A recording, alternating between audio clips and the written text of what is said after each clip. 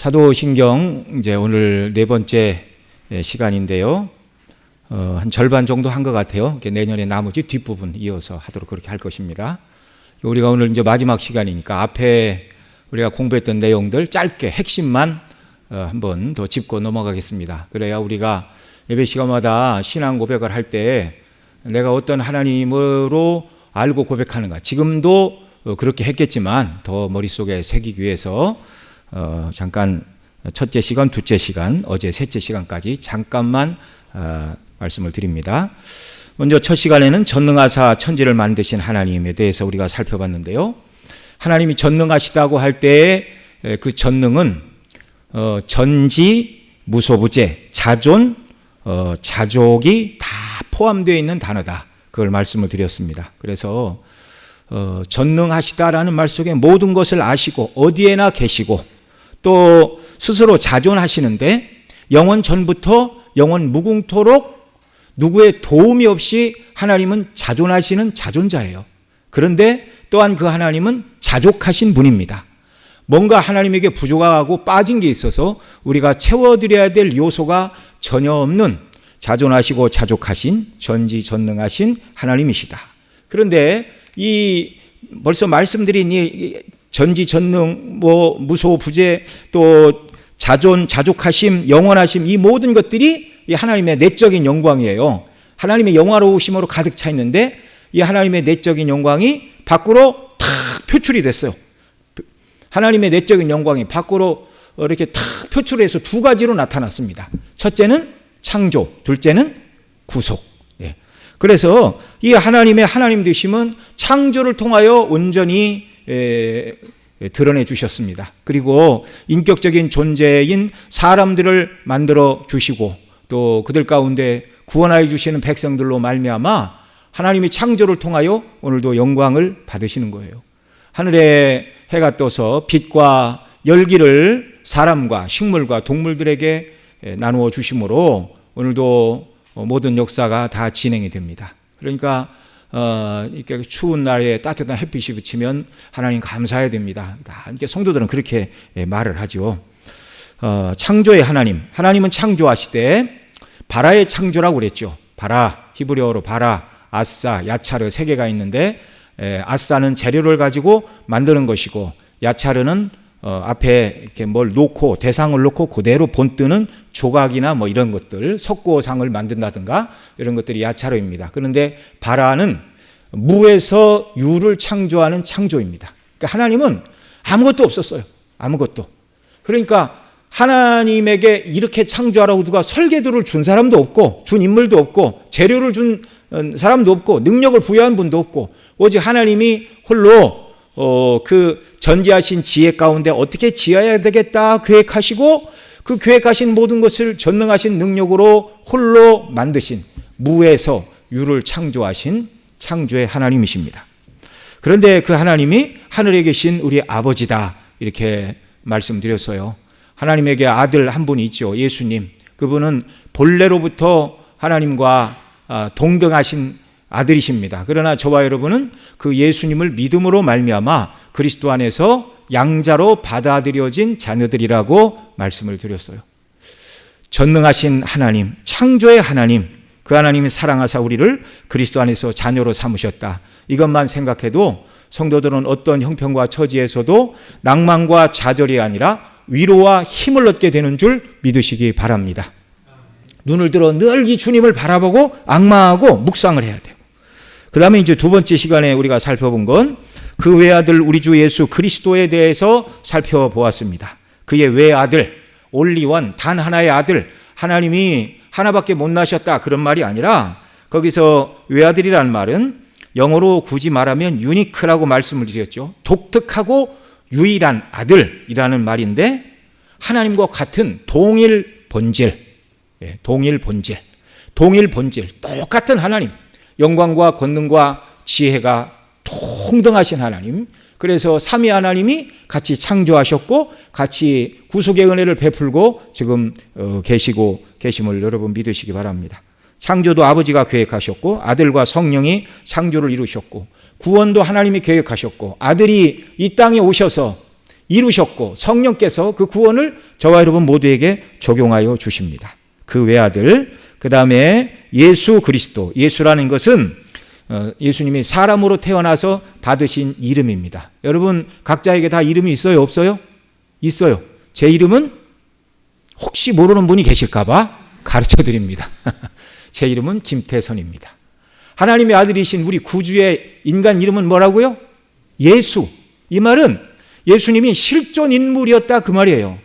어떤 사람들처럼 예수님은 신성만 가지고 계셨고 실제 육체를 입으신 것은 아니다 이렇게 얘기를 하면, 사람의 죄값을 치르게 하여 예수님이 육체를 입고 이 땅에 오셨는데 예수님이 인성을 입고 오신 분이 아니다 그러면 우리의 죄값이 아직 치러졌다고 해서 치러지지 않은 것이라고요?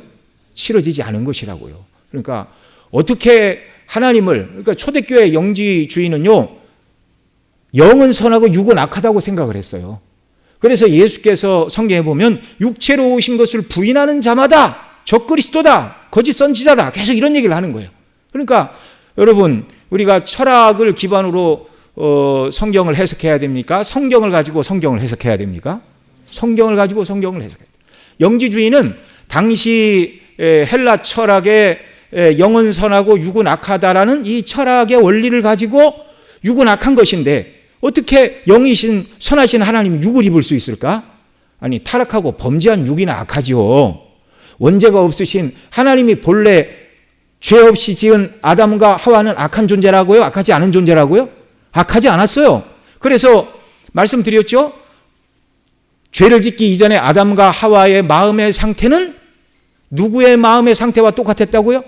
하나님의 마음 상태와 똑같았어요. 그래서 하나님께서 아담아 뭐 좀 해 그러면 아이 하기 싫은데 또 시키네, 이게 아니라 하나님이 무슨 말씀을 하시는가를 기다리고 있어요. 하나님께서 하나님이 무엇을 명하시든지 범죄하기 이전에 아담의 마음은요, 하나님의 뜻대로 완전히 순종하고 싶은 마음. 그러니까 하나님이 주시는 모든 계명이 그에게는 기쁨이요 즐거움이요, 그 뜻대로 순종할 때 하나님이 주시는 평강과 하나님과의 생명의 교통이 더 진한 상태로 하나님이 에덴에서 아담과 하와가 살도록 그렇게 지으셨어요. 여러분, 에덴 동산의 모든 환경이 너무 나쁘고 살기가 곤란해서 아담과 하와가 반역을 일으키고 범죄하고 타락한 게 아니에요. 그러니까 이 타락이 너무나 악하고 잘못된 타락이라는 겁니다. 그래서 마치 하나님 범죄하기 전에 아담에게 있어서 하나님의 말씀은 목마른 자 앞에 하나님이 물을 마셔라 말씀하시는 것과 같았고, 배고픈 사람에게 산의 진미를 차려놓고 먹어라 말씀하시는 것처럼 하나님의 모든 말씀이 아담에게는 기쁨이요 즐거움이었고 그것이 자기를 기쁘게 하는 양식이었어요. 그래 어제도 말씀을 드렸죠. 예수님 누가 먹을 것 잡수세요 그랬더니 나는 너희들이 알지 못하는 먹을 양식이 있다. 누가 먼저 먹을 걸 갖다 드렸나? 잡수실 걸 갖다 드렸나? 그래 예수님이 해석을 해 주시죠. 나의 양식은 내 아버지의 뜻을 행하는 것이니라. 예. 여러분, 우리 누가 맛있는 거 사주면 참 좋잖아요. 집에서 맛있는 음식 또 이렇게 해서 먹고 그러면 얼마나 좋아요. 예수님 안 믿는 사람들은 인생 사는 재미가 맛있는 거 먹고 좋은 옷 입고 이제 세상 누리고 그거밖에 없어요. 근데 저와 여러분에게 있어서 제일 좋은 건 뭡니까? 글쎄요, 뭐 동의 안 하시는 분이 계실지 몰라도 저는 밥 먹고 뭐 하는 것보다 주일에 같이 모여 예배 드리는 게 제일 기쁘고 좋더라고요. 여러분도 그러십니까? 네. 나중에 천국에 가서 하나님을 예배하고 주와 더불어 살아가게 될 때 우리가 누리게 될 참된 만족과 기쁨과 영광은 그 무엇과 비교할 수 없는 완전한 기쁨으로 영생을 누리게 되는 줄 믿으시기 바랍니다. 이 날을 바라보고 소망하며 살아가십시오. 몸이 아픈 분들, 네, 또 노년의 성도님들, 죄송한 표현이지만 이 땅보다 천국이 너무너무 좋아요. 주님이 오늘 부르신다고 할지라도 아무것도 아쉬울 것도 없어요. 더 좋은 영광에 들어가는데. 네. 자, 예수님, 그분은 하나님의 아들임과 동시에 사람의 몸을 입고 그분이 십자가를 지셨다. 동시에 하나님이셔야 죽음을 극복하고 모든 죄인을 구원할 수가 있으니까 하나님이셔야 했고, 사람이 죄값을 감당해야 하셨기 때문에 그분이 또한 사람의 몸을 입으셔야 됐다. 이거 다 말씀을 드렸습니다. 그리고 우리 구주의 직임은 그리스도입니다. 이게 직책이에요. 회사 가면 사장님, 과장님 하듯이 예수님은 그리스도라는 직책, 세 가지 직분을 받으셨죠. 왕이고 제사장이고 선지자이십니다. 지금도 그분은 저와 여러분의 왕이십니다. 자, 왕이신데 지금 어떻게 통치를 하신다고요? 교회에 말씀을 주셨고 직분자를 주셨고, 그러니까 교회에서 오늘날은 이제 권징은 거의 사라졌지만 교회에서 예수님의 말씀을 따라 그리스도의 이름으로 행하는 권징은 오늘도 누가 행하는 무슨 일이라고요? 예수님이 왕적인 통치를 교회에 주신 일꾼들을 통하여 행하시는 거라고요. 오늘도 그러니까 가견적으로, 유형적으로는 교회 제도를 통하여 그리스도께서 당신이 왕이심을 드러내는 거예요. 그러니까 교회 이름으로 행하는 모든 일들은 다 그 근거가 어디에 있어야 돼요? 성경에 있어야 돼요. 성경에.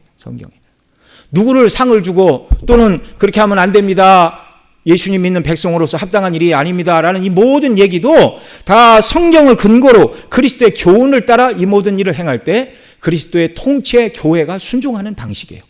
이게 이제 유형적이고 보이는 방식의 그리스도의 왕의 통치이고, 보이지 않는 통치의 방식은 말씀을 통하여 깨우치시고 잘못하면 징계하시고 우리를 위험으로부터 보호하시고 날마다 주장하시는 은혜. 여러분, 왕이신 예수님이 저와 여러분을 지켜서 오늘도 저와 여러분이 몸이 건강하고 영적으로 사단 마귀의 고통을 당하지 않고 살아가고 있는 줄을 믿으시기 바랍니다. 세상의 모든 전쟁이 일어나고 그렇지 않은 모든 것도 왕이신 주님이 통치하시는 통치 범위 안에 일어나는 일이에요. 그분은 또한 선지자이십니다. 오늘도 하나님의 말씀을 읽을 때 성령을 통하여 우리로 하여금 진리의 말씀을 깨닫고 순종하게 하시는 선지자의 직임을 성령을 통하여 이루고 계십니다. 물론 초대교회 예수님이 오셔서는 산상수훈을 통하여 복음서의 강론, 강화의 말씀을 통하여 또 친히 죽으시고 부활하심을 통하여 구원의 진리가 무엇인가를 우리에게 드러내신 선지자이셨지만 여전히 지금도 성령님을 통하여 그 뜻을 우리에게 가르치시는 우리의 선지자이시다, 그런 말이에요. 그 예수님의 삼중직은 다 끝났다고요? 계속되고 있다고요? 계속되고 있다고요. 대제사장 예수님 마찬가지입니다. 그분이 우리를 위하여 영원한 속죄 제사를 다 드리셨어요. 완전한 제사가 단 한 번에 끝났어요. 그러니까 더 이상 우리의 죄를 위하여 드릴 달인 제사가 남아있습니까? 남아있지 않습니까? 남아있지 않았어요. 남아있지 않아요. 그래서 예루살렘 성전도 다 무너져 있고, 요즘 그 성전을 둘러싸고 이스라엘 땅 예루살렘 그 바로 옆에 요단강 흐르고 요단강 서쪽에 이렇게 팔레스타인 자치기구 피에로가 이렇게 땅을 안고 있는데, 영어로는 웨스트 뱅크인데 우리나라 말로는 서안 지구라고 그러대요. 그 안자가 무슨 안자인지는 모르겠어요, 내가. 네. 하여튼간 그러니까 요단 서편 이렇게 예루살렘만 빼고 이렇게 지금 팔레스타인 자치기구가 거기를 통치하고 있고, 그 다음에 가자 지구가 어디냐면 삼손이 가사에서 살았잖아요. 삼손의 마을이 가사, 그 가자 지구입니다. 이렇게 이집트하고 붙어 있는 맨 아래 끝털이. 거기에서 지금 하마스 무장 정파가 막 싸구려 로켓을 뭐 7,000발을 날려갖고 지금 지상군이 밀고 들어가고 큰 위기가 눈앞에 있습니다.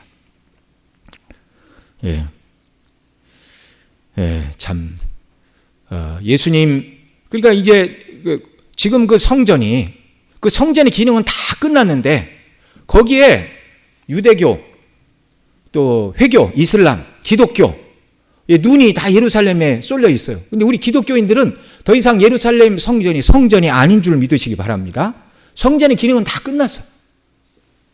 참 성전은 예수 그리스도이시고 그리스도 안에서 저와 여러분이 성전이고, 그리고 영원한 성전은 새하늘과 새 땅임을 믿으시기 바랍니다.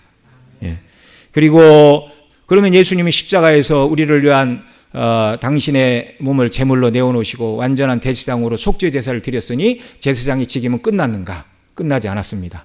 제사장으로서 지금 예수님이 무슨 일을 하고 계신다고요? 저와 여러분을 위하여 중보하고 계십니다. 참된 중보자는 누구밖에 없다고요? 예수님.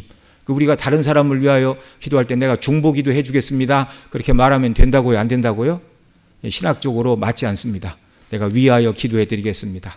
도고 기도, 이제 이렇게 말을 하죠. 다른 분을 위한 기도. 네. 자, 우리 주 예수, 그런데 그분을 우리 주라고 부릅니다. 우리의 주. 금과 은이나 썩어질 세상 것으로 우리를 산 것이 아니라 당신의 보배 피로 우리를 사내서 예수님이 우리를 자기의 소유로 삼으셨어요. 우리는 누구 것이라고요? 예수님 거라고. 예수님. 주라는 말이 나의 하나님이십니다라는 말과 동시에 나의 왕이십니다라는 뜻이에요. 왕, 나 주라, 내 주인이란 거예요. 내 주인. 예. 그러니까 이제 저와 여러분은 이 땅을 살아가되 내가 원하는 방식을 따라서 내 삶을 살아가는 것이 아니라 주님이 기뻐하시고 원하시는 뜻대로 살아야 되는 그리스도는 주이시고 나는 그분의 종이라는 사실을 늘 마음에 새겨야 됩니다. 그런데 우리가 얼마나 많이 예수님을 우리의 종 삼으려고 해요. 주님 아시죠? 이거 도와주세요. 이거 해주세요. 요거 필요합니다. 주님을 주로 섬기는 게 아니라 주님을 내가 부려먹는 거예요. 네. 그러니까 물론 이제 주님 내가 주의 뜻대로 순종하게 하여 주님이 기뻐하시는 이 일을 하기 위하여 제게 능력이 필요합니다. 도움이 필요합니다. 그래서 하나님의 뜻을 이루기 위하여 필요한 것을 강구하는 것과 내 본성이 원하는 것, 육신이 원하는 것, 세상의 만족을 얻기 위하여 주님 이것저것 주세요라고 구하는 것과는 근본적이고 본질적인 차이가 있는 거예요. 저와 여러분 날마다 예수 그리스도를 나의 왕, 나의 주로 섬기는 귀한 역사가 우리에게 있기를 바랍니다. 그리고 어제는 우리가 성령으로 잉태하사 동정녀 마리아에게 나신 예수 그리스도를 우리가 살펴보았습니다. 굳이 왜 동정녀를 선택을 하셨는가? 아이를 한번 난 여인을 통해서도 성령으로 잉태하실 수 있지만 이제 결혼한 경우라면 그게 뭐 하나님의 성령의 역사야. 이런저런 성령으로 잉태 안 하고 아들 여러 낳고 딸도 낳는데 뭐 그 예수님이 성령으로 잉태됐다는 증거가 어디 있느냐? 네, 그런 원천적인 차단을 위해서 동정녀 마리아의 몸에 성령으로 잉태케 하셨는데 가브리엘 천사가 마리아를 찾아가서 고지했고 그 마리아가 예수님을 잉태한 것이 밖으로 드러나자 그의 남편 될 요셉을 찾아가서 내 안에 마리아 데려오기를 두려워 말라. 성령으로 잉태된 것이다. 마리아가 너 모르게 부정한 짓을 해서 아이를 잉태한 것이 아니다. 성령으로 잉태되었고 아들을 낳으라니 이름을 예수라 하라. 이는 그가 자기 백성을 저희 죄에서 구원할 자이심이니라. 네. 정말 요셉과 마리아는 기쁨으로 하나님의 뜻에 순종하였습니다. 자, 성령으로 잉태되셔야만 하는 이유가 무엇인가? 아담의 씨를 받지 않기 위해서라고 그랬죠. 만일 예수님이 원죄를 가지고 태어나셨다면 원죄를 가지고 태어난 아담의 후손은 자동적으로 어디로 연결이 됩니까? 본죄, 자범죄를 안 지을 수도 있어요. 반드시 짓게 됩니까? 반드시 짓게 돼 있어요. 반드시. 만약에 원죄가 있는데 죄를 하나도 안 지을 사람이 있다 그러면 예수님이 이 땅에 오실 필요 없죠. 예. 아무도 없어요. 펠라기우스는 원죄를 부정했어요. 그래서 얼마든지 십자가를 내가 다 지키고 내 의로 의롭다함을 받을 수 있다. 그리고 이 사람에게는 예수님 필요합니까? 필요하지 않습니까? 필요하지 않은 거예요. 필요하지 않은 거예요. 잘못됐어요. 이단의 가르침입니다.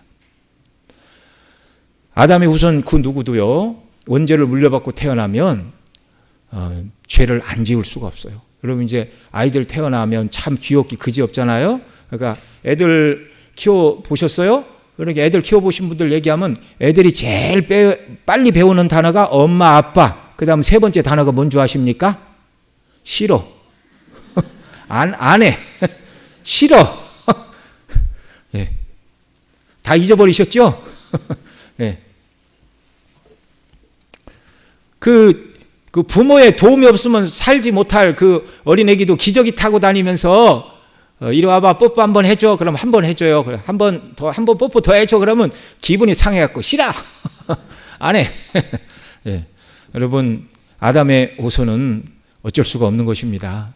정말 구원받아야 될 만한 값어치가 하나도 없는 인생이에요. 예.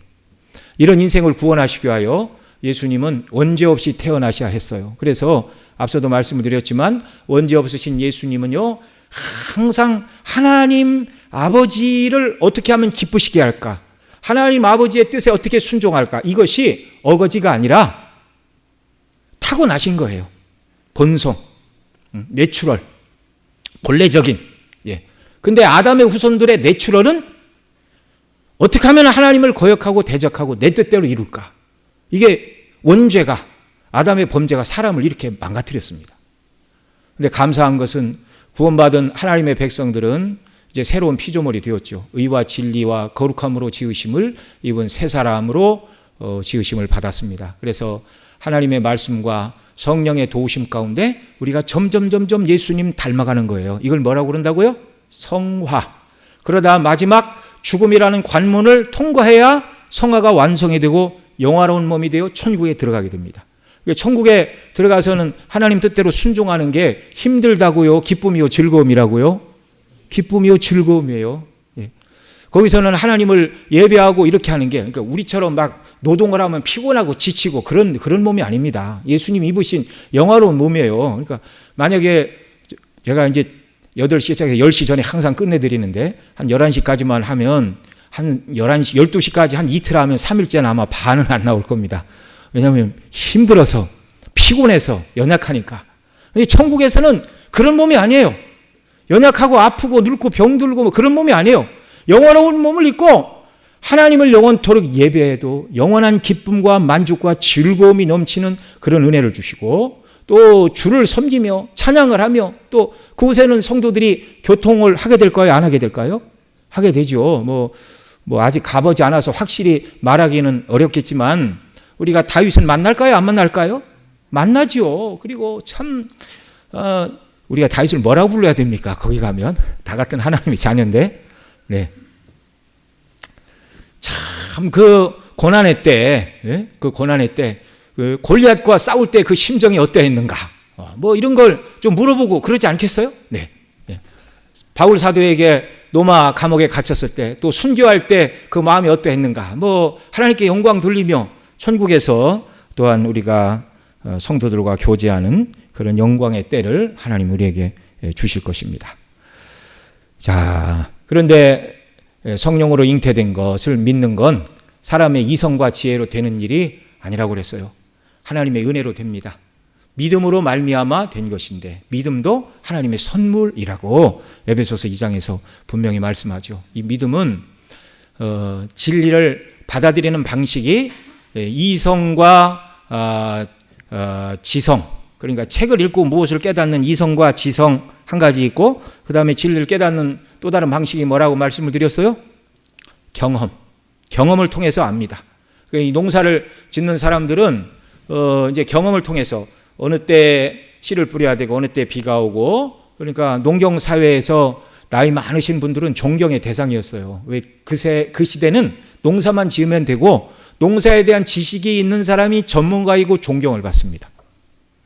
수천 년 우리나라가 그렇게 내려오다가 농경사회에서 산업사회로 바뀌면서 이제 노인 공경 문화가 없어졌어요.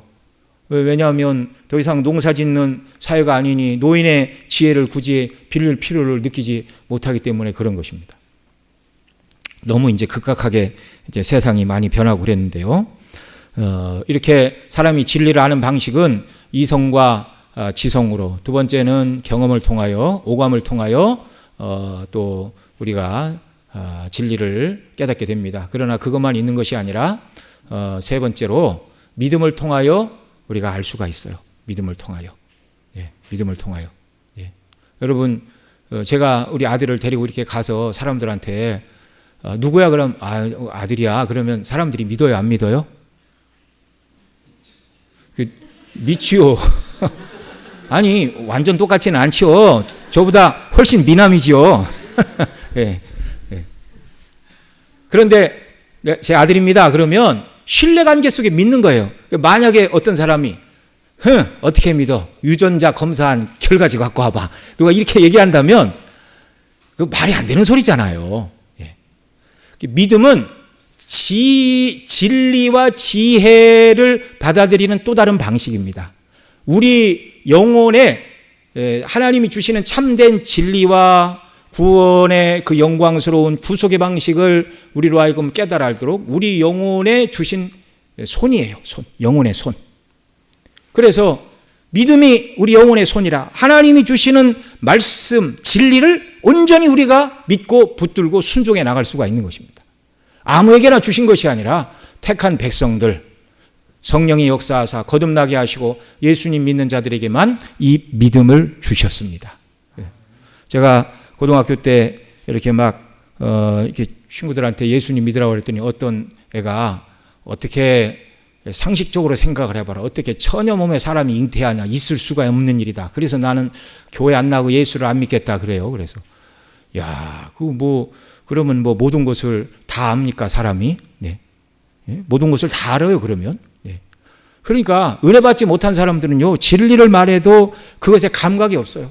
그러니까 믿지 않는 사람들에게는 예수님이 내 죄를 위해 당신의 죄를 위해 죽으셨습니다 그래도요 그게 다른 나라 이야기로 들리는 거예요. 그러나 그것이 나를 위한 하나님의 사랑의 이야기로 들리는 것은 하나님의 성령님의 놀라운 은혜의 역사인 줄 믿으시기 바랍니다. 그래서 우리에게 이 믿음을 더하여 주옵소서. 굳건한 믿음을 더하여 주옵소서. 진리의 말씀을 잘 분별할 수 있는 지각과 총명을 주시고 하나님의 말씀을 아멘으로 화답하며 주께 영광 돌리고 말씀의 뿌리를 받고 믿음이 더 자라 그리스도를 닮아 하나님께 영광을 돌리는 귀한 성도님들 정말로 성장해 나가는 은혜 베풀어 주시기를 바랍니다. 자, 이제 오늘은 본디오 빌라도에게 고난을 받으사 십자가에 못 박혀 죽으시고 장사되신 예수 그리스도에 대하여 살펴보겠습니다. 사도신경에서 가장 많은 분량을 차지하는 것이 바로 예수 그리스도에 대한 고백입니다. 두 번째 시간에 살펴본 그 아들 예수 그리스도, 세 번째 시간에 살펴본 성령으로 잉태하사 동정녀 마리아에게 나시고, 그리고 오늘 살펴볼 본디오 빌라도에게 고난을 받아 십자가에 못 박혀 죽으시고 장사되셨을 뿐만 아니라 그 뒤에 이어지는 장사한 지 사흘 만에 다시 살아나시고 하늘에 오르사 전능하신 하나님 우편에 앉아 계시며 거기로부터 죽은 자와 산 자를 심판하러 오십니다라고 예수 그리스도에 대하여 6가지로 말하고 있어요. 6가지로.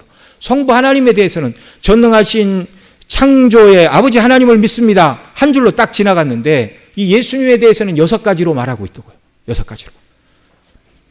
사도신경이 그리스도에 대하여 가장 많은 내용을 고백하는 것은 기독교 신앙이 바로 그리스도 중심의 신앙이라는 걸 우리에게 보여주시는 것입니다. 복음서 내용이 뭐예요? 하나님께서 보내신 그 아들이 우리를 구원하기 위하여 무슨 일을 하셨는가? 서신서에서는 무엇을 말해요? 그 아들이 우리를 구원해 주신 구원의 진리가 무엇인가를 깨닫고 어떻게 살아야 되는지를 알아라. 다 그 얘기를 하고 있어요. 구약은 오실 예수님 얘기하고 있어요. 기독이라는 말이 한자어이지만 그리스도라는 말입니다. 그리스도. 기독교는 예수 그리스도를 믿는 종교입니다. 그래서 예수님은 요한복음 5장 39절에서 같이 읽겠습니다. 시작. 너희가 성경을 연구하거니와 이 성경이 곧 내게 대하여 증언하는 것이니라. 아멘. 여기서는 영생을 말씀하고 있고요. 요한복음 20장 31절 또 같이 읽습니다. 시작. 오직 이것을 기록함은 너희로 예수께서 하나님의 아들 그리스도이심을 믿게 하려 함이요 또 너희로 믿고 그 이름을 힘입어 생명을 얻게 하려 함이니라. 그러니까 여기 너희가 성경에서 영생을 얻는 줄 생각하고 라는 것은 구약 성경이잖아요. 구약 성경을 주신 목적은 무엇을 얻으라고 주신 것이라고요? 영생. 그리고 요한복음 20장 31절 오직 이것을 기록함은 이것은 여기서 이 기록하고 있는 것은 뭡니까? 요한복음서예요. 복음서를 주신 목적은 그 이름을 힘입어 너희에게 무엇을 얻게 하려 한다고요? 생명. 그러면 이 영생과 생명은 다른 겁니까? 똑같은 겁니까? 같은 거지요. 같은 거라는 걸 요한일서 5장 11절로 12절에서 설명해요. 거기 같이 읽죠. 또 증거는 시작. 증거는 이것이니 하나님이 우리에게 영생을 주신 것과 이 생명이 그의 아들 안에 있는 그것이니라. 아들이 있는 자에게는 생명이 있고 하나님의 아들이 없는 자에게는 생명이 없느니라. 자, 여기서 예수님을 믿는 자들에게 주신 생명이 영생이라는 것을 영생을 주신 것과 이 생명이 그의 아들 안에 있는 그것이니라. 영생을 주신 것과 그래놓고 이 생명이 그의 아들 안에 있는 것이니라라고 영생과 생명을 동격으로 놓고 설명하고 있어요. 네. 이해가 되시죠? 자, 그래서 아들이 있는 자에게는 무엇이 있고? 생명이 있고, 아들이 없는 자에게는 생명이 없느니라. 그럼 그걸 영생으로 바꿔서 다시 대답해 보세요. 아들이 있는 자에게는 무엇이 있고, 아들이 없는 자에게는 영생이 없느니라. 그러니까 이 요한 사도가 말할 때의 생명은 그리스도 예수님을 믿음으로 말미암아 거듭나 새 생명을 얻은 그 새 생명 자체를 말할 뿐만 아니라 그 새 생명이 영원토록 누리게 되는 영생을 다 포함해서 기록하고 있는 말씀이에요. 그래서 요한 사도가 전하는 복음 말씀에서 생명은 영생을 말합니다. 예수님께서 당신을 구주로 믿는 자들에게 주신 생명은 영원한 생명, 곧 영생의 복을 주시는 구주이십니다. 바로 우리에게 이 영생을 주시기 위하여 요한복음 3장 16절에 말하는 것처럼 독생자를 주셨으니 이는 저를 믿는 자마다 멸망치 않고 영생을 얻게 하려 하심이라. 바로 예수님이 사람의 몸을 입고 이 땅에 오셔서 십자가에 못 박혀 죽으신 이유는 저와 여러분 모두에게 무엇을 주시기 위해서라고요? 영생, 믿는 자에게 영생을 주시기 위해서. 이것보다 귀한 것이 없습니다. 자, 예수님은 본디오 빌라도에게 죽으셨습니다. 그런데 과정은 빌라도에게 의하여 죽으셨어요. 우리가 고백하는 사도신경에는 우리 주 예수, 우리 구주의 이름인 예수님과 그를 낳은 마리아와 함께 등장하는 사람의 인물이 세 번째 사람이 누구라고요? 본디오 빌라도입니다. 본디오는 이름이고 빌라도는 성인데, 이 사람은 로마 일대 황제인 가이사 아구스도의 뒤를 이은 제2대 황제 티베리우스, 주전 42년에 출생하여 주 37년에 죽었습니다. 그러니까 상당히 오래 살았네요.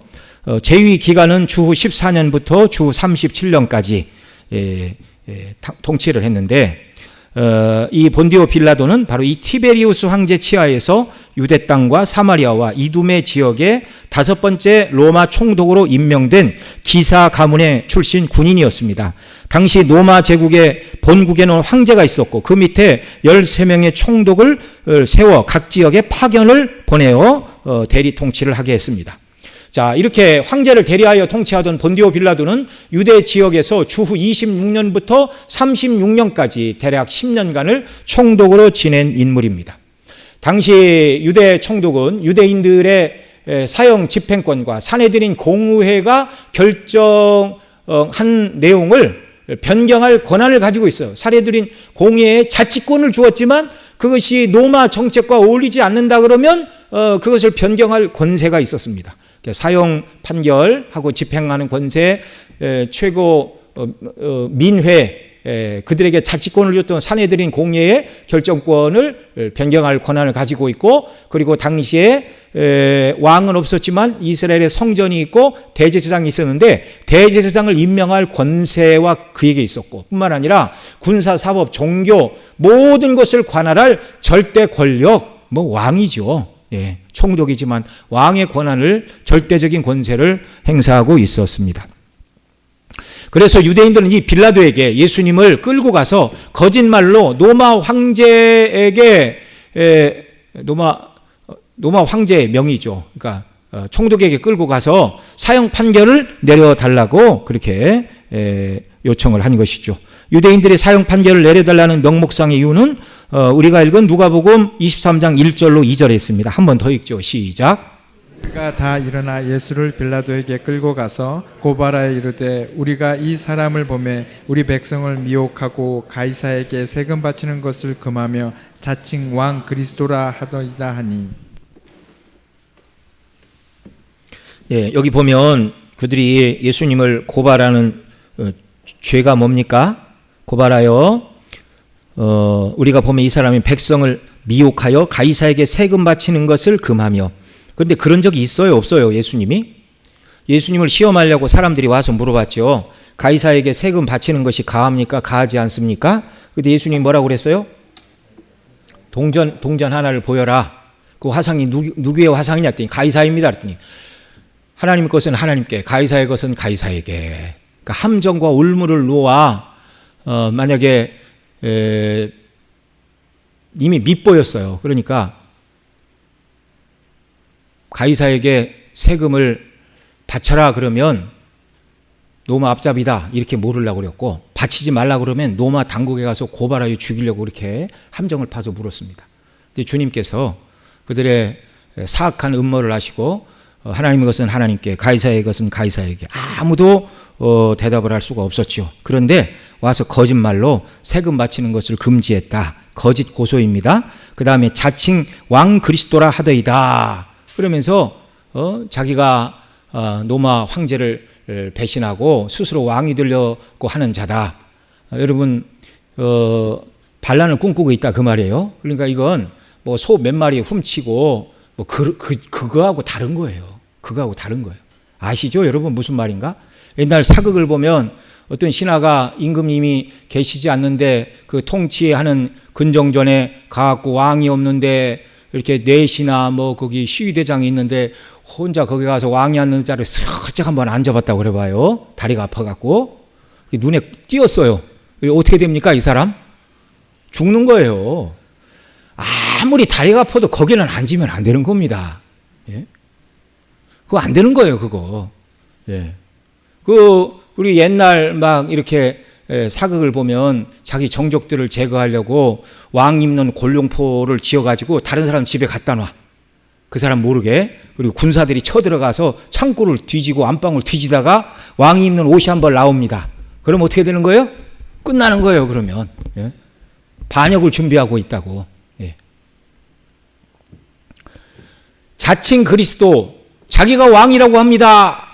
이 말에 정말 이 본디오 빌라도는요 쩔쩔맬 수밖에 없는 말이 바로 이 말이었어요. 근데 거짓말로 몰아서 이렇게 이야기를 합니다. 그러나 빌라도는요 그들이 예수님을 시기하여 거짓으로 말한 줄 알고 여러 번 놓으려고 했어요.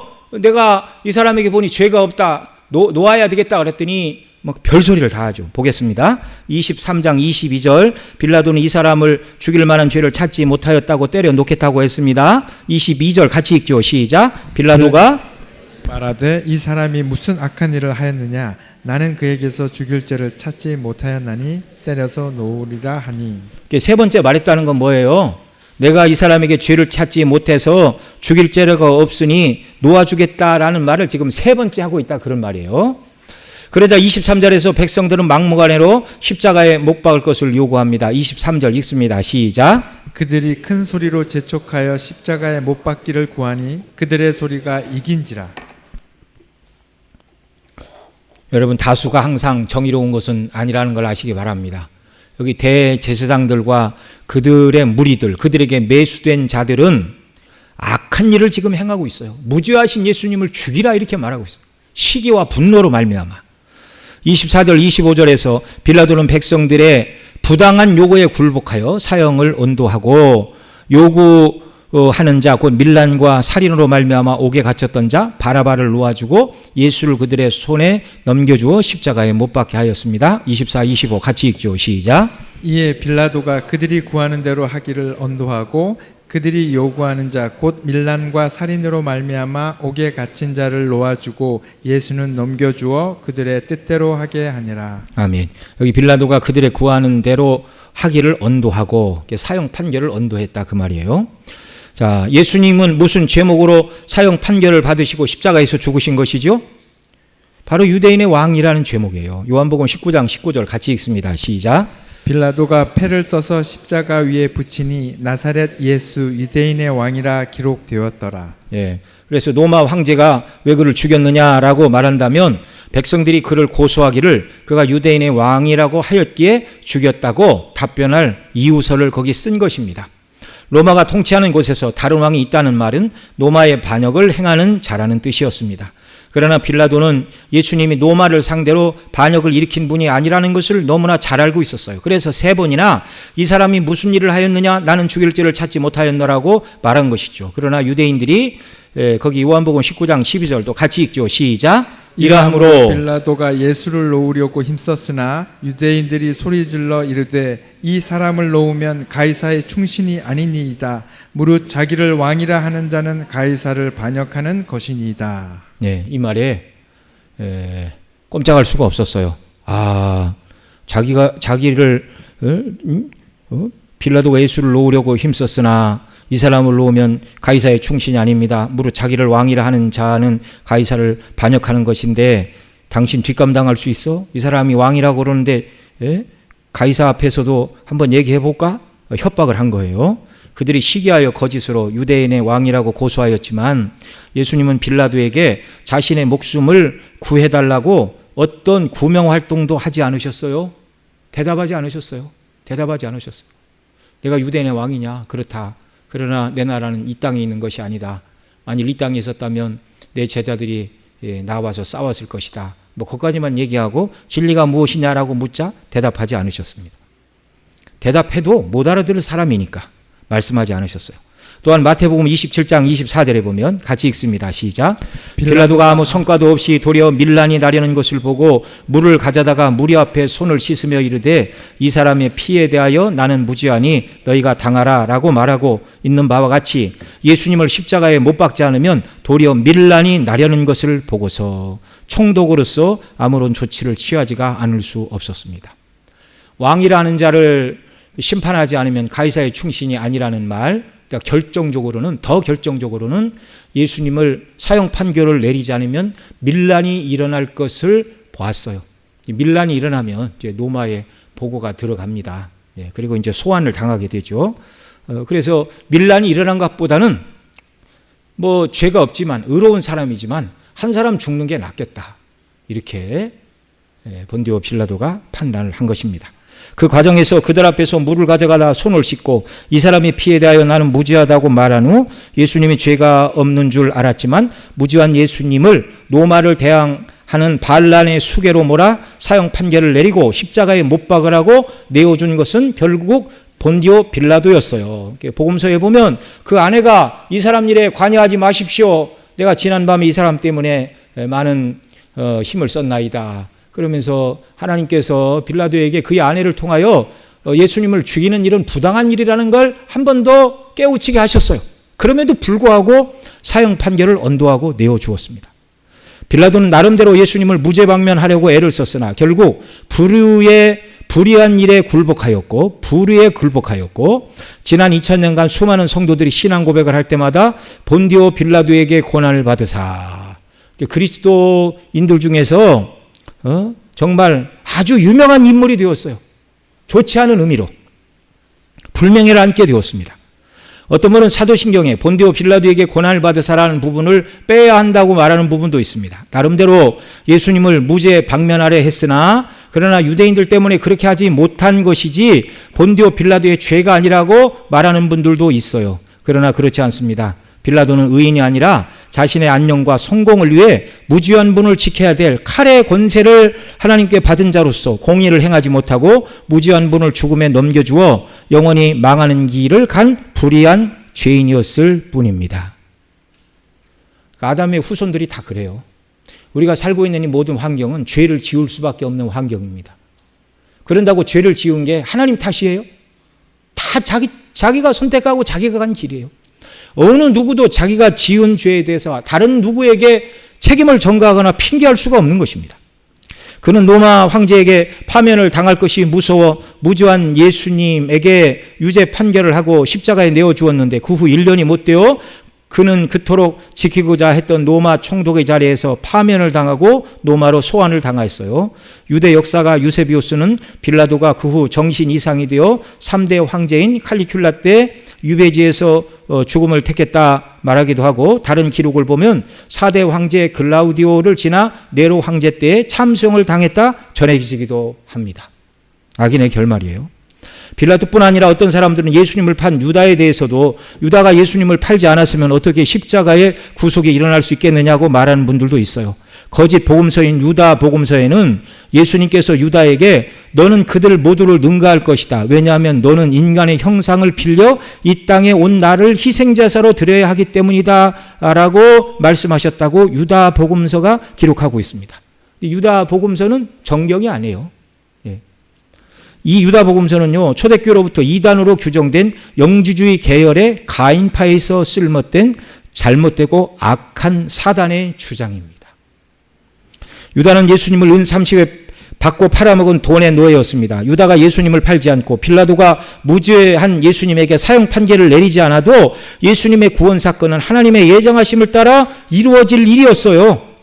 그들은 악한 자들로서 잠언 16장 4절 같이 읽습니다. 시작. 여호와께서 적당하게 지으셨나니 악인도 악한 날에 적당하게 하셨느니라. 라는 말씀대로 그들이 악한 자들이었기에 스스로 그 악한 길을 갖고 악을 이룬 자들일 뿐이었습니다.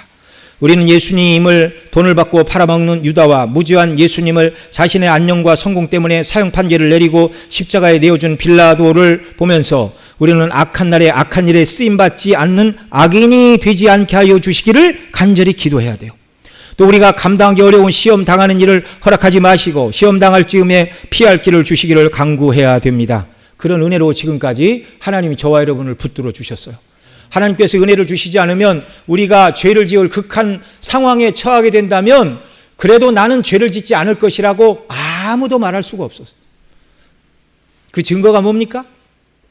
성찬식을 마치고 예수님이 오늘 밤 베드로에게 내가 나를 모른다고 하리라. 그러자 베드로가 뭐라고 그랬어요? 내가 주와 함께 죽을지언정 내가 어떻게 주를 부인하리까. 그러자 다른 제자들도 다 똑같이 말하니라 그랬어요. 그때 그 제자들의 마음은 본심입니까? 본심이 아닙니까? 본심이었죠.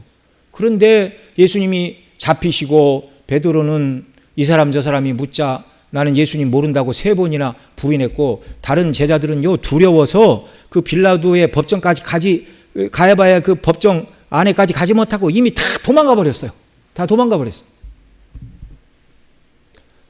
여러분 어떤 사람이 극악한 죄를 지었다고 그럴 때 정말 몹쓸 사람이네 그렇게 하면 안 돼요. 저와 여러분도 하나님이 지켜주시고 은혜 주시지 않으면 그런 상황을 만나면 우리도 똑같은 죄를 지을 수밖에 없는 타락하고 악한 자들이었어요. 그런데 하나님의 은혜와 보호 속에 하나님이 저와 여러분을 지키고 계심을 인하여 감사하시기 바랍니다. 그래서 우리가 더더욱 하나님 우리가 악한 일에 쓰임받는 자가 아니라 선한 일에 쓰임받는 일꾼들이 되게 해주세요. 기도해야 돼요. 우리의 인생의 목적이 평안과 안녕과 성공에 있는 것이 아니라 주의 뜻대로 순종하는 것이 우리의 삶이 되게 하여 주옵소서. 그렇게 우리는 기도해야 됩니다. 그렇게 인생의 목적을 분명하게 세우지 않으면 많은 시험의 유혹에서 우리가 걸려 넘어질 수밖에 없는 거예요.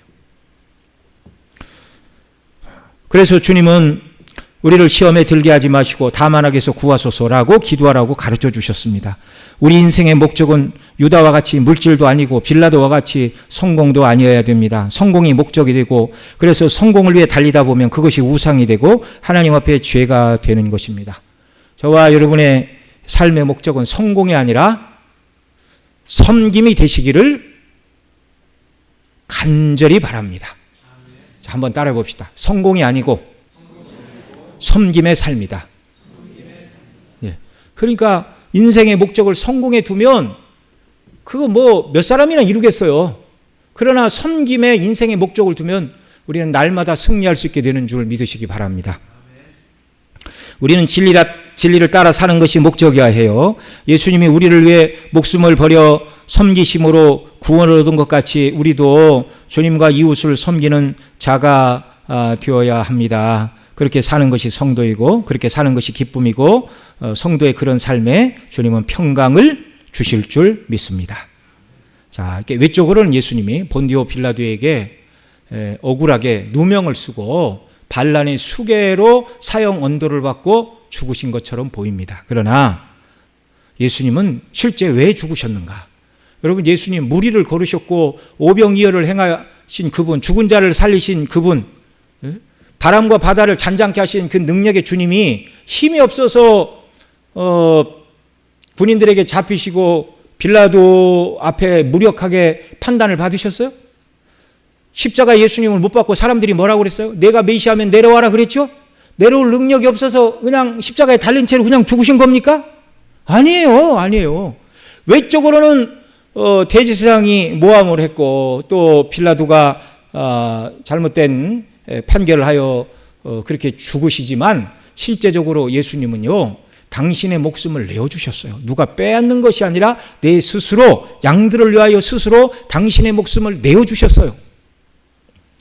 예수님은 십자가에 못 박혀 죽으셨는데요. 누가복음 23장 32절로 33절, 44절로 46절 우리 같이 한 절씩 읽겠습니다. 또 다른 두 행악자도 사형을 받게 되어 예수와 함께 끌려가니라. 해골이라 하는 곳에 이르러 거기서 예수를 십자가에 못 박고 두 행악자도 그렇게 하니 하나는 우편에 하나는 좌편에 있더라. 때가 제60쯤 되어 해가 빛을 잃고 온 땅에 어둠이 임하여 제9시까지 계속하며 성소의 휘장이 한가운데가 찢어지더라. 함께 읽습니다. 예수께서 큰 소리로 불러 이르시되 이 말씀을 하신 후 숨지시니라. 아멘. 여기서 예수님께서 두 행악자와 함께 사형을 받게 되어 해골 골고다 언덕에서 예수님 양편에 좌우에 행악자 강도들이 함께 그들과 함께 죽으셨다. 그러니까 참 사악하죠. 강도들 사이에 예수님을 죽게 했어요. 강도들은 당연히 자기들의 죄 때문에 죽어야 되지만 그 사이에 낀 예수님도 사람들은 죄가 있는 자로 몰아서 죽인 거예요. 겉으로 보기에 예수님은 유다의 배신과 빌라도가 자신의 안녕과 성공에 눈멀어 공의로 판결하지 않으므로 무죄한 분이 반란의 수괴가 되어 죽으신 억울한 죽음이요, 유대인들이 보기에는 자기를 하나님의 아들이라고 말하는 신성 모독자가 가야 될 마땅한 죽음의 길을 갔다 이렇게 말할 것이지만, 그래서 오늘날 예수 믿지 않는 사람들은 예수님을 4대 성인 중에 한 분이라고 말하면서 예수님을 구주로 믿지 않는 자들은 뭐라고 그래요? 젊은 예수가 뜻을 펼치지 못하고 일찍 죽은 비극적인 삶을 살았다고 말하지 않습니까? 이렇게 예수님을 아는 건 구원과 전혀 상관없는 것입니다. 이들은 예수님의 죽으심의 의미를 모르고 부활을 믿지 않기 때문에 그런 것입니다. 그러나 우리가 앞서 살펴본 것처럼 예수님은 참 하나님의 아들이시오, 또 원죄도 본죄도 없으신 참 사람이신데 예수님께서 하나님의 뜻대로 죽음을 받아들이지 않으셨다면 누가 하나님의 아들을 죽일 수 있으며 무죄한 분이 어떻게 죽을 수가 있다는 말입니까? 스스로 내어주신 죽음이에요. 작은 두 번째, 예수님의 죽으심은 구속의 언약을 성취하기 위하여 죽으신 죽음이었습니다. 창세기 3장 15절 같이 읽죠. 시작. 내가 너로 여자와 원수가 되게 하고 내 후손도 여자의 후손과 원수가 되게 하리니 여자의 후손은 뱀의 머리를 상하게 할 것이요 너는 그의 발꿈치를 상하게 할 것이니라. 말씀하신 대로 예수님의 십자가의 죽으심은 사단이 예수님의 발 뒤꿈치를 상하게 하는 일이었어요. 완전히 승리한 것 같지만 예수님이 죽은 자 가운데 부활하심으로 말미암아 뱀 사단의 머리를 치시는 원시 복음의 구속의 언약을 성취하시는 일이었습니다. 자, 예수님이 왜 죽으셨다고요? 언약을 이루시기 위하여. 창세기 15장 4절 이하에 거기도 한 절씩 읽죠. 여호와의 말씀이 그에게 임하여 이르시되 그 사람이 내 상속자가 아니라 내 몸에서 날 자가 내 상속자가 되리라 하고 그를 이끌고 밖으로 나가 이르시되 하늘을 우러러 무뼈를 셀 수 있나 보라. 또 그에게 이르시되 내 자손이 이와 같으리라. 아브라함이 여호와를 믿으니 여호와께서 이를 그의 의로 여기시고 여호와께서 그에게 이르시되 나를 위하여 3년 된 암소와 3년 된 암염소와 3년 된 순양과 산비둘기와 집비둘기 새끼를 가져올지니라. 아브라함이 그 모든 것을 가져다가 그 중간을 쪼개고 그 쪼갠 것을 마주 대하여 놓고 그 새는 쪼개지 아니하였으며 만일 여호와께 드리는 예물이 새 번제이면 산비둘기나 집비둘기 새끼로 예물을 드릴 것이요 제사장은 그것을 제단으로 가져다가 그것의 머리를 비틀어 끊고 제단 위에 불사르고 피는 제단 곁에서 흘릴 것이며 해가 져서 어두울 때 연기 나는 화로가 보이며 타는 횃불이 쪼갠 고기 사이로 지나더라. 그날에 여호와께서 아브라함과 더불어 언약을 세워 이르시되 내가 이 땅을 애굽 강에서부터 큰 강 유브라데까지 내 자손에게 주노니. 자, 아멘. 여러분 거기 중간에 레위기 1장을 거기 삽입한 이유는 거기 새 나머지는 번제물 다 둘로 쪼갰는데 그 새는 쪼개지 아니하였다는 말이 있잖아요. 그러니까 어떤 사람들은 왜 새를 쪼개지 않았는가? 아브라함이 불순종했다라는 해석을 해서 그 말을 거기 이제 일부러 넣어준 거예요. 새의 경우에는 작으니까 반으로 쪼개지 않고 어떻게 한다고요? 머리를 비틀어 끊는 것이 산비둘기, 집비둘기를 하나님 앞에 제사로 드리는 방식이었습니다. 예, 그걸 이제 설명하려고 그 말씀을 거기 넣어놨어요. 자, 여기서 하나님은 아브라함과 언약을 맺으시되 아브라함의 후손을 하늘의 뭇별과 같이 많게 하시겠다 하시고 나는 후사가 없습니다. 내 후사는 다메섹의 엘리에셀이 될 것입니다. 그렇지 않다. 네 후사는 네 몸에서 날짜가 내 후사인데 내 후사가 하늘의 뭇별과 같이 될 것이다 라고 언약하시고 그 언약을 하나님이 이루실 것을 반드시 이룰 것을 아브라함과 더불어 언약식을 맺으신 거예요. 3년 된 안소, 3년 된 암소, 암염소, 3년 된 수양과 그리고 산비둘기, 집비둘기 이런 비둘기 이외에 나머지는 절반으로 쪼개서 각을 떠서 쪼개라 하고 그 사이를 이제 타는 횃불 가운데 하나님께서 연기 나는 화로로 지나가셨는데 그 불타는 화로가 하나님의 상징이었어요. 그러니까 이것은 당시 언약을 맺는 사람들의 언약식의 방식이었습니다. 언약의 내용을 말하고 그 언약의 내용은 뭐예요? 내 몸에서 날짜가 하늘의 뭇별처럼 많을 것이다. 이걸 반드시 이룰 것이다. 만약에 이것을 이루지 않으면 이 약속대로 행하지 않으면 재물이 쪼개진 것처럼 언약의 당사자인 너나 나 둘 중에 하나는 반드시 쪼개진다. 근데 아브라함은 여기를 가지 않고 여호와 하나님이 연기나는 화로 가운데 홀로 지나가셨어요. 그러니까 여기서 말하는 아브라함의 후손이 뭇별과 같다 이 말은 이 후손은 믿음의 후손을 말하는 거예요. 여기서 뭇별은 오늘 예수님 믿는 저와 여러분인 줄 믿으시기 바랍니다. 하나님이 죄인인 저와 여러분을 하늘의 뭇별과 같은 아브라함의 후손이 되어 천국 백성 삼으시겠대요. 그런데 이 일을 하나님이 어떻게 이루신다고요?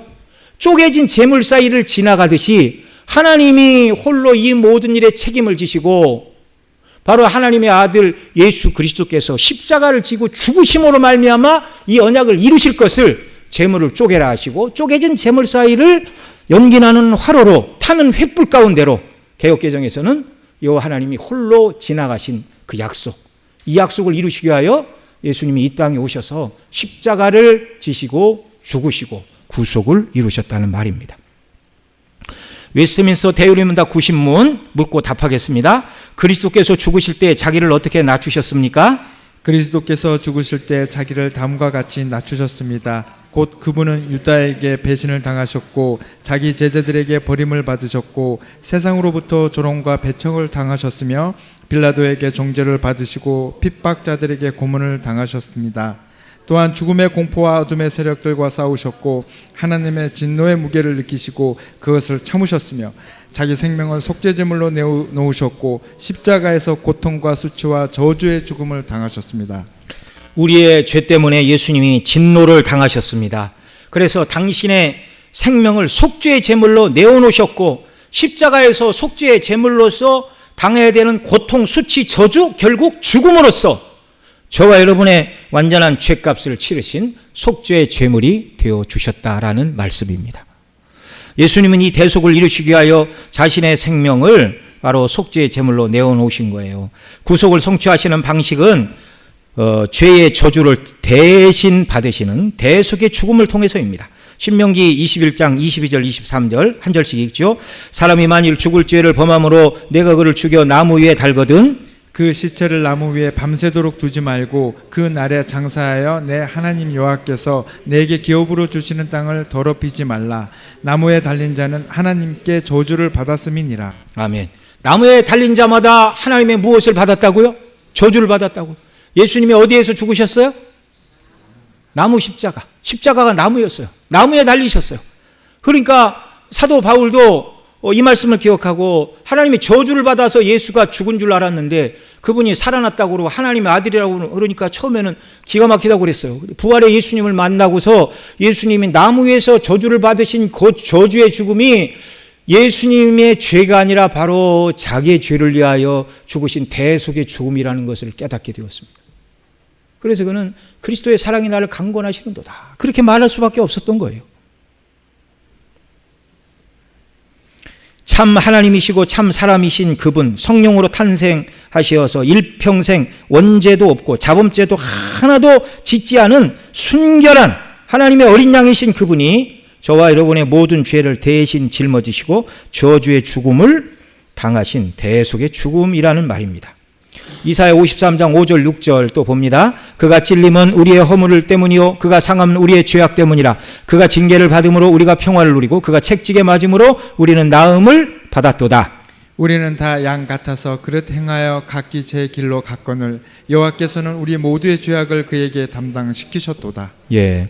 예수님 탄생 600년 전 이미 이사야 선지자를 통하여 고난받는 하나님의 종 메시아가 오셔서 택한 백성의 허물과 죄악으로 찔리시고 상하시고 우리 모든 죄악을 대신 지시고 죽으실 것을 예언하고 있어요. 대속의 죽음을 죽을 것을 예언하고 있어요. 그래서 예수님은 잡히시던 밤에 유월절 만찬을 잡수시면서 떡을 떼어주시면서 이것은 너희를 위하여 찢길 내 몸이라 하시고 또 포도주 잔을 나눠주시면서 이것은 죄사함을 얻게 하려고 많은 사람을 위하여 흘리는 바 나의 피 곧 언약의 피라고 말씀하시면서 새 언약을 세워주셨고 그 언약을 성취하시려고 대속의 십자가를 지시고 우리의 죄를 처리하시고 구원을 이루어 주셨습니다. 마태복음 26장 26절로 28절 함께 읽죠. 시작. 그들이 먹을 때 예수께서 떡을 가지사 축복하시고 떼어 제자들에게 주시며 이르시되 받아서 먹어라 이것은 내 몸이니라 하시고 또 잔을 가지사 감사 기도하시고 그들에게 주시며 이르시되 너희가 다 이것을 마시라 이것은 죄 사함을 얻게 하려고 많은 사람을 위하여 흘리는 바 나의 피 곧 언약의 피니라. 새 언약을 거기서 세워주셨고 그 새 언약을 이루시기 위하여 십자가에서 피 흘려 죽으신 것입니다. 힘이 모자라서 잡혀서 억울하게 죽은 죽음이 아니라 우리의 죄를 대속하기 위한 당신의 생명을 기쁘게 내어주신 대속의 죽음이었어요. 칼빈의 제네바 요리문답 60문과 61문에 이렇게 가르칩니다. 나눠서 읽죠. 그리스도께서 십자가에 못 박히신 것은 사람들이 다른 방식으로 그분을 죽게 했을 때보다 어떤 더 깊은 의미를 가진다는 것인가? 그렇습니다. 사도 바울께서는 이 점을 잘 증거해 주고 있습니다. 그는 그리스도께서 나무에 달리심은 우리의 저주를 스스로 짊어지시고 우리를 그 저주로부터 해방하시기 위함이었다고 말하고 있습니다. 왜냐하면 이런 식의 죽음은 하나님으로부터 저주를 받은 것이기 때문입니다. 저주 아래 놓여 있는 저와 여러분을 대신하여 저주의 죽음을, 저주의 십자가를 예수님이 대신 지셨습니다. 61문 뭐라고? 주 예수께서 하나님 앞에서까지 저주를 받으셨다고 말하는 것은 그분의 명예를 훼손하는 것이 아닌가? 그렇지 않습니다. 그리스도께서는 이 저주를 받으심으로써 당신의 능력을 통해 이 저주를 멸하셨기 때문입니다. 그래서 그분은 복된 상태를 결코 상실한 적이 없으셨는데 이는 우리를 당신의 축복으로 채워주시기 위함이었습니다. 아멘. 그래서 예수님의 저주의 십자가는 우리에게 구원을 주시는 하나님의 지혜와 능력이 되었습니다. 고린도전서 1장 거기 한 절씩 읽죠. 십자가의 도가 멸망하는 자들에게는 미련한 것이요 구원을 얻는 우리에게는 하나님의 능력이라. 오직 부르심을 받은 자들에게는 유대인이나 헬라인이나 그리스도는 하나님의 능력이요 하나님의 지혜니라. 함께 읽습니다. 하나님의 어리석음이 사람보다 지혜롭고 하나님의 약하심이 사람보다 강하니라. 아멘. 여기 사도 바울은 십자가가 하나님의 지혜와 능력이라 말하고 있어요. 먼저 왜 저주의 십자가 하나님의 지혜가 되는 것이죠? 여러 번 말씀을 드렸지만 다시 말씀을 드립니다. 예수님이 우리 죄를 대신 지시고 죽으심을 통하여 우리의 모든 죄의 문제를 완전하게 해결하셨기 때문이죠. 하나님께서는 불의한 죄인을 의롭다라고 구원하실 수가 없어요. 그 불의한 죄가 해결되지 않는 한은 죄인을 의롭다 하시면 하나님이 의로우신 분이 되실 수가 없는 것입니다. 그래서 불의한 우리를 의롭다고 하실 방법을 마련하셨는데 택한 백성인 저와 여러분의 죄가 하나도 없으시고 완전하시고 의로운 삶을 사신 예수님이 대신 짊어지시고 대속의 죽음을 죽게 하심으로 모든 죄값을 지불하게 하신 것이고 우리가 예수님을 믿을 때 예수님의 의를 우리 것으로 여겨주심으로 우리를 의롭다 하시고 구원하신 근거를 마련하신 것입니다. 그러니까 그리스도의 십자가는요, 하나님의 공의와 하나님의 사랑이 충돌한 게 아니라 하나님의 공의와 사랑이 완전하게 연합을 이루어서 우리를 구원하는 구원이에요. 그래서 십자가는 하나님의 뭐라고요? 지혜라고요. 누구도 생각해낼 수 없는 방식이라고요. 왜 또 저주의 십자가 하나님의 능력이 되는 것이죠? 죄인된 우리가 이 예수님을 믿을 때 우리의 모든 죄를 사하시고 성령께서 믿는 자들을 거듭나게 하심으로 새로운 피조물로 만드시는 재창조의 사역을 이루시니 그리스도의 십자가는 죽은 자를 살리는 하나님의 능력이 되는 것입니다. 우리를 대신하여 저주를 받으시고 우리를 구원하신 그리스도의 십자가로 구속함을 받은 우리는 어떻게 살아야 되겠습니까? 첫째로 십자가로만 구원받음을 확신하고 살아야 됩니다. 여기 성구 같이 읽죠. 시작. 이것은 죄사함을 얻게 하려고 많은 사람을 위하여 흘리는 바 나의 피 언약의 피니라. 다른 이로서는 구원을 얻을 수 없나니 천하 사람 중에 구원을 받을 만한 다른 이름을 우리에게 주신 일이 없음이니라 하였더라. 너희가 알거니와 너희 조상에 물려준 헛된 행실에서 대속함을 받은 것은 은이나 금같이 없어질 것으로 된 것이 아니요 오직 흠없고 점없는 어린 양 같은 그리스도의 보배로운 피로 된 것이니라. 아멘. 우리의 구원은 전적으로 어디에 근거한다고요? 그리스도의 보혈의 피에 근거한다고요. 십자가로만 우리의 구원이 이루어졌다고요. 그러니까 우리는 내가 이래도 구원받나? 항상 시각을 나 자신에게서 떼어서 나를 위하여 죽으신 예수 그리스도를 바라보고 의지하고 그분만 신뢰하며 우리가 살아야 됩니다. 두 번째로 십자가로 구원받은 자들은 무고히 고난을 받을 때 예수님을 묵상함으로 그분을 본받아 우리가 살아야 되는 것이죠. 우리 그 예배 드리기 앞서 우리 불렀던 찬송가 541장 1절의 가사가 이래요. 예수 영광 버리사 사람 되신 것 보고 너도 고난 당하나 길이 참으라. 자, 무고히 고난을 받을 때 예수님을 묵상함으로 우리가 참을 수 있고 그분을 본받게 되고 그분을 닮아갈 수가 있습니다. 거기 성구 같이 읽지요. 죄가 있어 매를 맞고 참으면 무슨 칭찬이 있으리요. 그러나 선을 행함으로 고난을 받고 참으면 이는 하나님 앞에서 아름다우니라. 이를 위하여 너희가 부르심을 받았으니 그리스도도 너희를 위하여 고난을 받으사 너희에게 본을 끼쳐 그 자취를 따라오게 하려 하셨느니라. 자, 여기 뭐라고 그래요? 너희에게 그리스도도 너희를 위하여 고난을 받으사 너희에게 본을 끼쳐 그 자취를 따라오게 하려 하셨느니라. 예수님이 무고히 우리를 위하여 고난을 받으셨으니 우리도 주님을 위하여 무고히 고난을 받아야 되고 우리도 이웃을 위해서 무고히 고난을 받는 삶을 살아가는 예수님 닮는 자로 삼기 위하여 우리를 구원해내셨다 그 말씀이에요.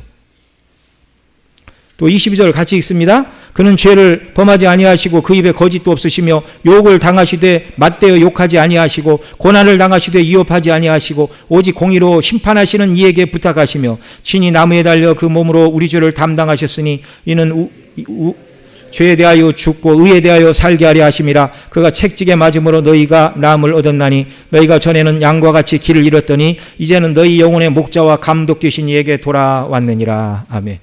우리 영혼의 목자와 감독 되신 이에게 돌아온 자의 삶은 어떤 삶이어야 돼요? 무고히 고난을 받을 때, 어제도 말씀을 드렸죠? 욥이 고난을 받을 때 나는 죄가 없는데 왜 자꾸 죄를 지어서 이런 재난을 받는다고 친구들이 말할 때 화를 내고 하나님 앞에서 불평했어요. 자기가 태어난 날들을 원망하고 저주하고 그러다가 죄를 짓고 말았습니다. 여러분, 어떤 억울하고 어떤 말도 안 되는 일을 당한다 할지라도 예수님처럼 말도 안 되고 억울한 고난을 받으신 분이 없습니다. 여러분, 어제도 말씀드렸지만 예수님 모르고 하나님 모르시고 우리에게 일어나는 어떤 사건 사고가 있습니까? 없어요.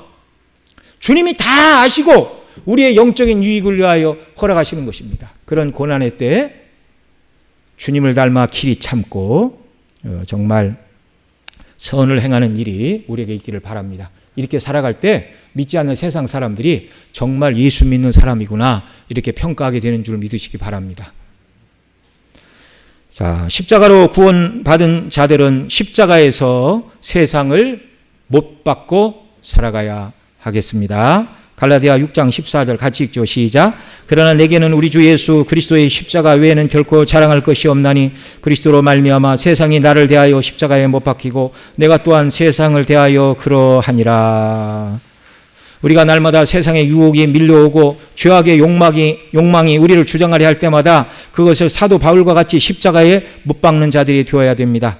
내가 십자가에 못 박힌다 함은 나는 죽고 그리스도로 사는 것을 말하는데 갈라디아서 2장 20절에서 이 말을 잘 설명해 주고 있어요. 같이 읽습니다. 시작. 내가 그리스도와 함께 십자가에 못 박혔나니 그런즉 이제는 내가 사는 것이 아니요 오직 내 안에 그리스도께서 사신 것이라. 이제 내가 육체 가운데 사는 것은 나를 사랑하사 나를 위하여 자기 몸을 버리신 하나님의 아들을 믿는 믿음 안에서 사는 것이라. 아멘. 여러분, 예수님이 우리의 죄를 대속하게 하여 죽으셨고 구원하여 주신 저와 여러분으로 말미암아 십자가로 구원받음을 확신하고 또 무고히 고난을 받을 때 예수님을 바라보고 고난을 참고 이겨내고 원망하지 않는 자, 그리고 세상을 십자가에 못 박고 나 자신을 십자가에 못 박고 그래서 그리스도께서 내 안에 사시게 하는 삶을 살라고 우리를 구원해 내셨다라는 거예요. 그래서 우리가 받은 구원이 너무나 존귀하고 영광스러운 구원입니다. 그 다음 네 번째, 십자가로 구원받은 자들은 자기 몫의 십자가를 지고 살아야 됩니다. 마태복음 16장 24절 같이 읽죠. 시작. 이에 예수께서 제자들에게 이르시되 누구든지 나를 따라오거든 자기를 부인하고 자기 십자가를 지고 나를 따를 것이니라. 우리 개개인에게 하나님께서 지게 하신 고난의 목 십자가, 기쁨으로 지고 주를 따르는 역사가 우리에게 있기를 바랍니다. 마지막으로 다섯 번째, 십자가로 구원받은 성도는 그리스도의 십자가만 증거하고 예수님만 자랑하며 살아야 하겠습니다. 고린도전서 1장 22절 시작. 유대인은 표적을 구하고 헬라인은 지혜를 찾으나 우리는 십자가에 못 박힌 그리스도를 전하니 유대인에게는 거리끼는 것이요 이방인에게는 미련한 것이로되. 우리는 날마다 이 예수님만 전하는 자들이 되어야 되고요, 또 예수님만 자랑해야 됩니다. 고린도전서 1장 30절 시작. 너희는 하나님으로부터 나서 그리스도 예수 안에 있고 예수는 하나님께로부터 나와서 우리에게 지혜와 의로움과 거룩함과 구속함이 되셨으니 기록된 바 자랑하는 자는 주 안에서 자랑하라 함과 같게 하려 함이니라. 이게 예수님의 대속의 십자가를 믿고 구원받은 사람은요, 믿기 이전과 이후가 완전히 달라진 사람이에요. 여러분, 어느 누구가 아니 예수님 십자가에 죽으시고 나를 구원해 주셨고 오늘 이제 제가 5가지만 말씀을 드렸지만 이거 아니 구원해 줬다고 세상에 이렇게 5가지나 요구를 해? 말도 안 된다. 그렇게 말씀하실 분 계세요? 네. 어떻게 우리가 구원을 받았고 영원한 지옥이 아니라 영원한 천국의 백성으로 하나님의 영광에 참여하는 자로 부르심을 받은 이 은혜의 영광을 하나님의 성령께서 온전히 깨달아 하는 은혜를 주시기를 바랍니다. 새로운 피조물이 돼요. 정말 십자가 중심으로 우리가 살아가야 돼요. 이 5가지로. 우리 찬송들이